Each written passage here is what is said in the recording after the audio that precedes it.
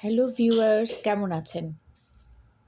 শীতের এই বিকেলে মনে হচ্ছিল ফুচকা খাই। তো আমার বাসায় যেহেতু দই বানানোই থাকে, আমি নিজেই বানাই। তো ভাবলাম একটু দই ফুচকা খেলে কেমন হয়।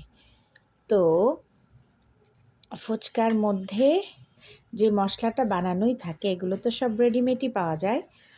ওদের থেকে আমি মিষ্টি টকটা নিয়ে এসেছি। হ্যাঁ, মিষ্টি টকটার সাথে যখন আমার দইটাকে মিক্স করে দিলাম, এটা হয়ে গেল দই ফুচকা।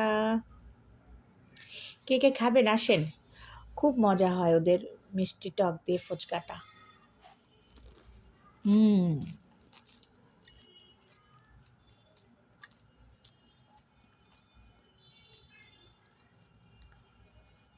খুব মজা। আর তো হচ্ছে মিষ্টি টক, এটাও কিন্তু দই দিয়ে বানানো।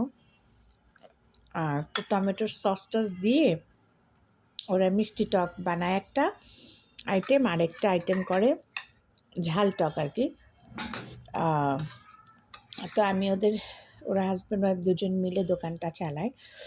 তো আমি গেলে মিষ্টি টকটা নেই, আর আমার হাতে বানানো দইটা মিক্স করে একদম দই ফুচকার যে টেস্ট সেটা আমি পাই।